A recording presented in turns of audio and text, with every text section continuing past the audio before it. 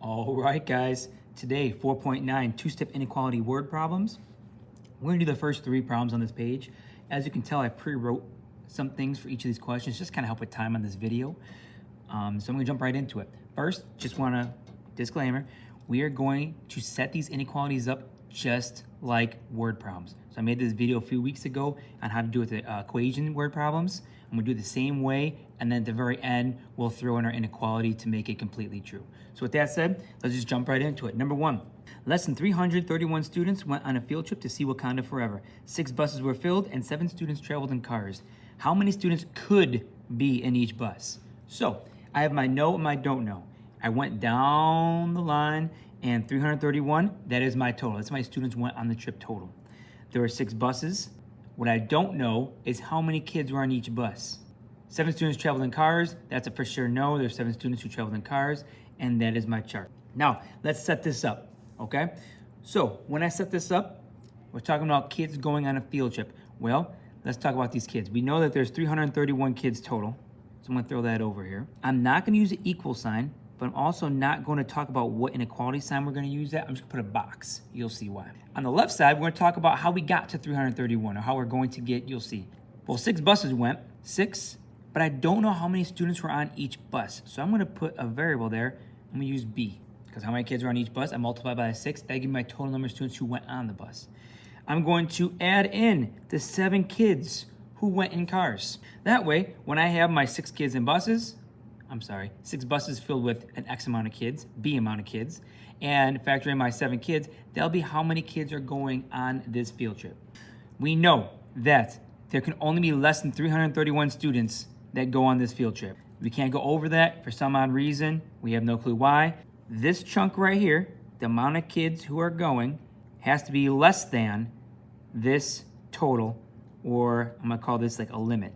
So it only makes sense to go ahead and put a inequality sign that points away from the amount of kids going. I want this amount to be smaller than 331 because I do not want to go over 331. So I'm gonna use my less than sign. Again, the names of the sign is not really a big of a deal, but that would be the sign, the correct way of setting up this equation. Inequality, my bad. Now let's go ahead and solve this. I'm gonna rewrite this so it's not as jumbled up. So I got 6b plus 7 is less than 331. If we're going to solve this, just like you would an equation, we're gonna move, you can follow my steps. I'm gonna go ahead and move this constant first. Minus 7 on both sides. Bring down my 6b. Notice inequality sign is staying the same. 331 minus 7, that's gonna give me 324. Next, to move a coefficient, you're going to divide by that coefficient, which in this case was 6. 324 divided by 6, that's going to give me 54. And that, my friends, is my answer. Notice I didn't divide or multiply by -1, so my inequality sign stayed the same. And how I interpret this is this. B is the amount of kids on each bus. So in this situation, kids on each bus has to be less than 54. So there could be no more than 54 kids on each bus in order to make this story and situation true. So any number under 54, 53 and below, that would make this story true. And there we go, we're done with the first one. Second one, Miss Raouf had $24 to spend on 7 pencils. After buying them, she had more than $10. How much could each pencil cost? Well, I'm gonna go ahead. I got my know and don't know. No, I know that she had $24 before she spent anything. 7, that's the amount of pencils she bought, but I don't know how much money she spent per pencil. $10, that's the amount of money she had left over. Now you can set some of these up in different ways, but here's the way I thought about this. I'm gonna take my $24, this amount of money that she had before she spent anything.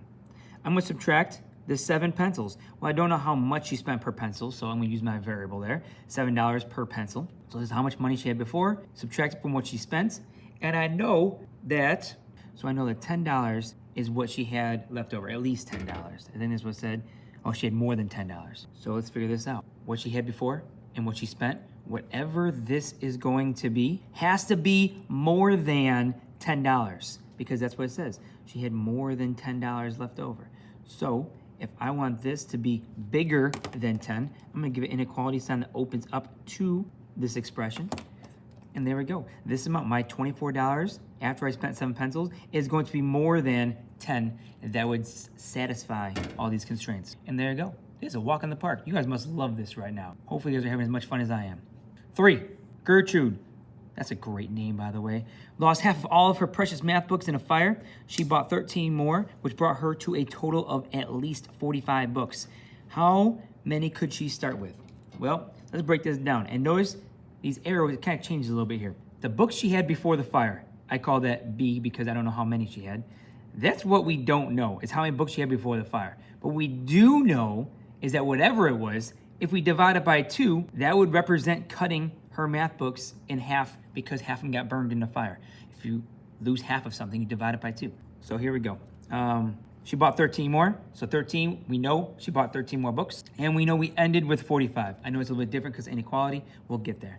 So let's set up my inequality here.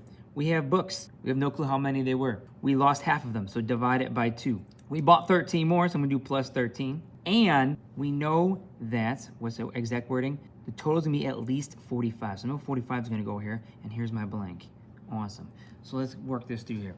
She bought 13, which brought her to a total of at least 45 books. If someone says you have at least 45 books, it means that you have 45 books or more. So that means that this amount of books she had, after she lost them and bought some more, this amount of books has to be greater than 45 because she wants at least 45.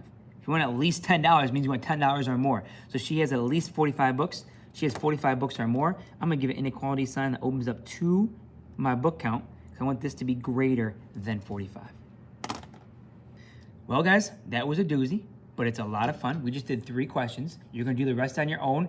Review these if you need to, see what we did, so you can do it on your own. Rewatch this video a couple times if you need to. Remember, we're setting them up just like equations, and then just at the very end, you're gonna try to use your logical thinking to figure out what kind of inequality sign you're going to use.